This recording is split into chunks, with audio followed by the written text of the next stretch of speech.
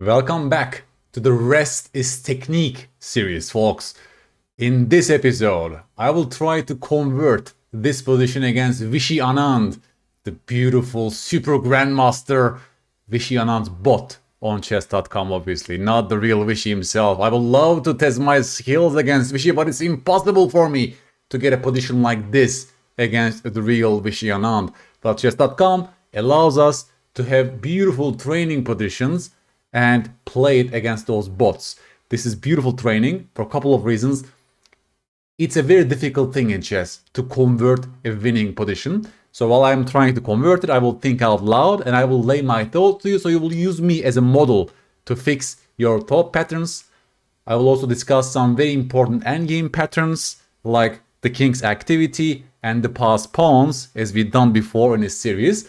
Today, I will talk about weakness creation. Remember, in my strategy deep dive series, I discussed the weaknesses, how to create weaknesses and targets. The same concept also applies to endgames. For example, it's white to play in this position. Let's go step by step. First of all, general overview. We have a beautiful king, beautiful rook versus terrible rook and terrible king. Look at our king, beautiful, and look at this beautiful rook attacking everything. Where are the weaknesses? C7 pawn is weak. This F6 pawn is weak. D5 pawn is also weak, right? There are targets. In fact, the rook is totally tied down in defending those weaknesses, and also the king is totally tied down in defending that weakness. That gives us a huge positional advantage. But how do you convert? Because black will wait, right? If you give black some time, okay, king e7, king f7, how do you make progress? And here comes the interesting part. We need to create the second front. One more weakness in a position that will create a concession for black, so black cannot hold everything together anymore. And this is my question to you folks. Please stop the video and formulate a plan for white, a winning plan. How would you convert this position to victory? How would you make progress from here? Folks, can you also see my plan here? I want to go c3 and b4 in this position, because that will surely create a concession. Either black will take on b4, which will give me potential passed pawn on the a file, right? Because after takes, I will push a5 and my outside passed pawn will decide the game, right? Because endgames is so much about creating of passed pawns as well, remember? So this plan is so powerful because if black doesn't take, then I will take on a5 and this will give me one more weakness on a5. Are you with me? Can you follow my thought process, folks? Okay, so this is my winning plan. c3, b4, create a target, attack, and win that weakness. Let's execute this plan against the great Vishy, folks. Let's go. c3, b4. Of course, he's going for a counter-attack, right? Vishy is a very strong player, and he's playing with an active rook. He says, you know what? I'm going to lose that pawn anyways, so he's going for active counter-attacking chances. Almost always a great choice in the Rook Endgames, folks. I will probably take on d5 right now. Yes, because if the rook would invade, then I will take on c7 with check. That was my main point. How else can we play here? Just go back to rook c5, do you think? That's a good plan? Maybe just hitting the pawn like this. Rook e5, king c4 should be fine. Oh, blunder check, please. If you take on a5, here's rook e5. Sneaky. Anand is a very sneaky guy. Folks, he's a very strong player, of course. King c6. Rook e3, obviously. He's still going for active counterattack. Take on c7. Take on f3. I had to be careful here, folks. We have an extra pawn. But it's not easy. It's not easy to convert this, actually. Because he just managed to activate his rook. Oh boy. Oh boy. Anand. Very strong player, folks. Very strong player we are facing right now. How about this idea? King d6 to e6. I want to improve my king. It's not so much about the pawns in this position, actually, folks. It's about the piece quality, right? Yeah, Anand sees my king e6 plan. That's why instead of chasing after pawns with moves like this, he actually prevents my idea. I mean, you know, it's an incredible part of chess technique, right?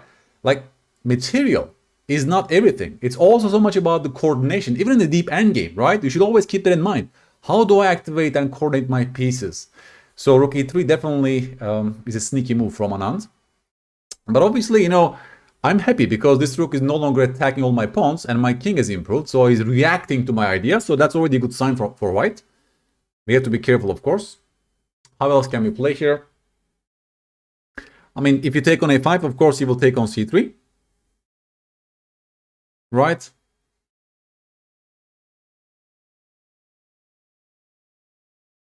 Pushing c4 comes to mind because are we facing a threat? I don't see any threat. I actually don't see any threat right now. That's why I'm generally happy about this transformation. We can obviously, let's say, improve our rook like this. Rook c8 followed by rook c7 check, right? You might say, get the rook to the 7th rank and take it from there. That's also an idea. Right? And then maybe then push c4, for example. I like this plan, actually. I want to improve my rook first, like this. Right? The king has gone to Siberia. That's a good thing for us. And our rook has improved. Our king is beautiful. Right? So now it's time for pushing. Pushing the pawn, folks. Pushing the pawn all the way. I wouldn't care about the a4 pawn. I want to still push my pawn. I want to give Vishy some pawns here. Yes, his king is terrible. So, and again, you know, just look at the endgame principles. We have beautiful king, beautiful rook on the 7th rank, and a passed pawn. We achieved all the great things that one should seek for in an endgame, right? In this case, I was not going for material. I'm actually going for quality of my pieces. And I strongly believe that this is still a winning advantage for white, despite material equality. Again, we have to be careful. How do you convert? Tell me some ideas. For example, I'm thinking about the move like king e6, right? Now the rook has actually left the e-file. My king can gain more ground by hitting the pawn at f6. And how can I even defend that pawn, right? That looks like a very strong winning plan to me, actually. Instead of pushing the pawn to c6, actually, right? Because I can always push that pawn. There's no rush. Guys, I think I will go here. Okay. Okay. How do you convert, folks? I think we are close to the solution here. I'm a bit excited actually to play this position against Anand. We can obviously always take on g5 and to eliminate the final pawn. That always helps. Right? Like no counterplay. What else are you seeing? We can of course also play for some mating tricks with moves like king g6. Right? And maybe king f8, f6 you can say. Comes to mind. Obviously we'll go rook d8 to prevent rook c8 check. Right? What would be the most technical finish, do you think? Like, would you take that pawn right now, or would you go for the beauty prize with king g6? I will take that pawn, guys. I'm a boring player. I don't want to give any counterplay. a4. a4, yes. Again, king f6 comes to mind. King g6 comes to mind. Placing our rook behind the pawn comes to mind. Okay, folks. I guess we have two different choices, right? Like either rook a7, place the rook behind the pawn, or just push right now. I mean, if you go king g6, he will insert this check. And after king f6, he can probably return back, right? Or play a3, for example. I don't see exactly how you make progress. But this must be checked, of course, because our pawn is also very close to the promotion score, right? Like c6, a3, for example. And then maybe you can go rook a7, right? And after rook c4, for example, you can push the pawn to c7, and there's no way for him, yeah, to stop our little plan of check followed by queen. I think our pawn is very close, folks. I'm pushing it. Vishy is definitely a good player. He places the rook behind the pawn. Let's create a mating threat. He stops that. He goes back. That also makes perfect sense to me. But I guess his king will be sidelined, no?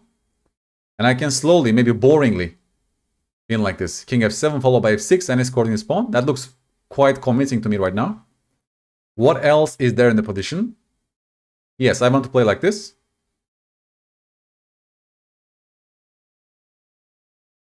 He will push the pawn for sure.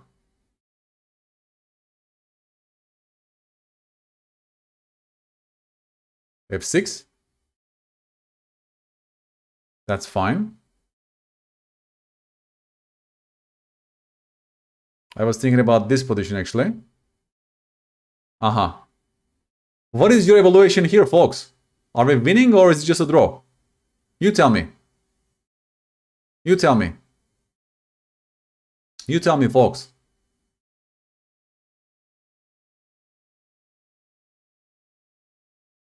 Is it Lucena or is it a draw for black? What is your judgment? Vishy, you're such an amazing, resourceful player. You're such an amazing, resourceful player, Vishy. What should white do in this position? Right, because if you go here, he will go king g6, obviously. That's his goal. If you go to e8, what can you do? King g6, f7. How about that? If takes on f7, then I have this check. That should be good for me, right? Can you follow me? Rook e8, king g6, f7. And if black takes on f7, I think that's a blunder because there's this check followed by rook f2 check and I will win that rook in the end. But after king e8, king g6, f7, he doesn't need to take, right? There's also moves like this in the position, rook c8 check, for example.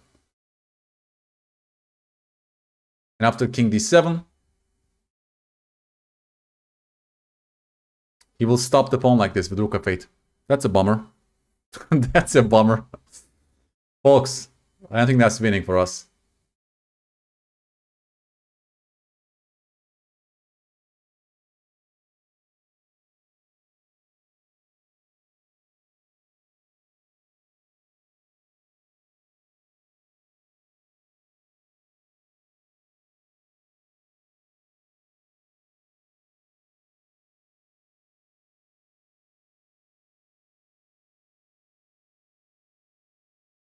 Vishy. Ah, Vishy, ah.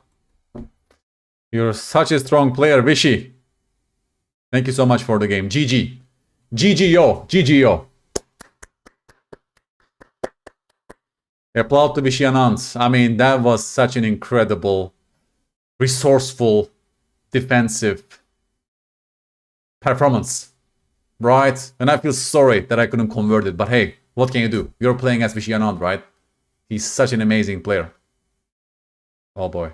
So let's analyze, folks, this instructive endgame. I was on the right track with c3. You can see the engine evaluation plus 1.8. Again, it's not a given that you will win this position, you know, all the time. But I tried, and Vishy was a very resourceful player. So kudos to him. Takes. King takes d5 is apparently correct. I play well so far. Rook c5 is also fine. It's not a bad move, right? King c6 is also fine.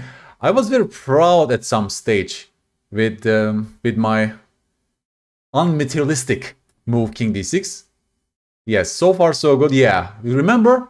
King d6 is the best move in the position. I was very proud about this move, folks, and I found this, right? It's an unmaterialistic option. I want to simply go king e6 and I will collect your pawns. My king is amazing and should be winning. In fact, I actually improved my advantage. You can see the engine evaluation just plus 2.8, right? So it should be winning with best play. Apparently, rook takes a5 was even better than this. So this was a slight inaccuracy, let's say. Because I told, you know, let's drive the king to the first rank and take it from there. There's nothing wrong with it. Now, actually, engine agrees with me. It's like plus 3.26. Yeah, this looks so winning for white. I don't understand how I went wrong here, folks. c5 plus 3.6. I mean, Vishy, you're a very tricky player. King e6 is the best. Oh boy. Oh boy. King f6. White is completely winning here, folks, in this position. King g6 was stronger. Okay, so, oh boy. I played in a boring way and I lost track like that. Okay, king g6 was the best. And I thought maybe this is his choice. But even here, right, like there are moves like c6, for example. They're just winning for white. Okay. I mean, I thought maybe he will do this, then do this. But he has no time for all this because of f6. Right, and if he does this, he has no time for all this because of rook h7. Yeah, this typical trick with this, with the F or C pawn. You're right. You're right. Because the problem for black is this, right? Then comes this check followed by the skewer. So this is actually a very typical pattern to know. Okay, so king g6 was a winning move. In hindsight, everything is so clear, by the way, yeah? My king is amazing over here. And I thought maybe he can still do this, but still f6 with the same idea, yeah? The same idea is so powerful, actually, right? Because I thought maybe black can do this, but in fact, this idea actually just follow with c6 as well. There are so many moves for white, yeah? You can do this check first, right? That's actually a very typical mechanism. Very typical mechanism, right? This check followed by rook h8. Oh boy, oh boy. Knowing your endgame patterns, yeah? Okay, so king takes g5 was materialistic. That was a mistake. And you can see the engine drop, by the way. That's instructive. Engine is actually dropping here. It still gives plus 3.96 for white, but it's not as winning as the other line. And I go c6 here. That's also correct. He goes rook c4 in this position. Right, still winning with best play. f6 was better for white, by the way, here. I went wrong. f6 was winning. Okay, so here I keep making mistakes, folks. f6. I mean, okay, I understand the points. And if you push this guy, then rook g7 check is very powerful. Maybe ideas like rook a7 is powerful because you actually achieve a similar position with a big difference. Right now, your king is on g6, and you have this mating threats. You're actually forcing this rook into passivity, and then you can go back to this old routine, right? Okay, this old routine actually is so powerful. You don't need this pawn to win this game. I see. I see. And if he does this, then f7 followed by rook h8 is of course winning. Right. Oh boy. Oh boy. So I failed this because I didn't recognize this pattern with the f pawn and the king on g6 in Rook Endgame. And of course I was very materialistic as well, right? In that moment. Of course here, black has resources. Rook g4 check is very nice. Followed by rook c4. Vishy is defending like Vishy, like a world champion. And here there's no more win for white, in fact. It's only like 0.8. I don't think it's actually winning for white anymore. And we agreed. We shook hands soon after, folks, right? Vishy pushes the pawn to a3. I have to be careful. a2. And it's no longer winning for white, as Vishy shows this to us, yeah? There are so many resources for black. Vishy even displays the quiet move rook b7, and I have no win in this position. And amazing, right? Just an amazing thing to understand that Vishy is so powerful and never easy, right? Converting an advantage is never easy. I was up +2. I started really nicely initially, right? If you go back to initial position, I started off really well. But right at the critical stage, I went wrong. I was happy that I was not chasing after random pawns here with king d6, but at the critical stage, I chased after a pawn and I lost my winning advantage. That's an incredible learning lesson for me, personally. I'll be much more careful later to not chase out random pawns, not to see ghosts, right? Because my thought process is, hey, you know, let's stop all counterplay by taking that pawn. And that was already a big slip, right? Instead, king g6, thrusting on the endgame principles, good king, good rook, and paralyzing the enemy pieces like this was the winning continuation. Of course, as seeing this pattern, rook g7 followed by rook h7 was so powerful, as I can display to you again, right? Just very nice pattern to know. f7 check followed by rook h8, right? We should study such patterns deeply to actually achieve in our games. I didn't see it.